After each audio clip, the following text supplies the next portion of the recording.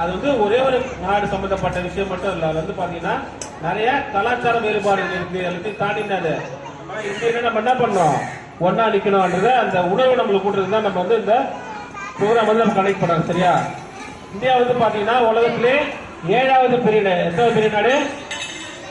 7வது பெரிய நாடு. பரப்பளவுல லேண்ட்ஸ்கேப் பாத்தீங்கன்னா 7வது பெரிய நாடு. மக்கள் தொகையில பாத்தீங்கன்னா அது இந்தியா தான் உலகத்திலே முதல் நாடு, ஃபர்ஸ்ட் கண்ட்ரி. எவ்வளவு நம்ம பாப்புலேஷன் தெரியுமா?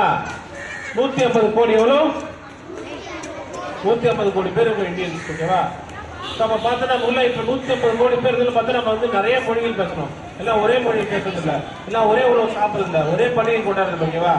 நிறைய டிஃபரன்சஸ் இருக்கு, கல்ச்சரல் டிஃபரன்சஸ் இருக்கு, எத்னிசிட்டி டிஃபரன்ஸ் இருக்கு, ஃபுட் ஹேபிட்ஸ் நிறைய டிஃபரன்ஸ் இருக்கு. அது இல்லாம தாண்டி நம்மளாம் என்னது இந்தியர்களாக ஒருங்கிணை வேண்டும் அப்படின்றத நம்ம இந்த ஏக் பாரத் ஸ்ரேஷ்டா பாரத் அப்படின்றத நமக்கு நம்ம ஸ்கூல்ல கனெக்ட் பண்ணும். சரியா?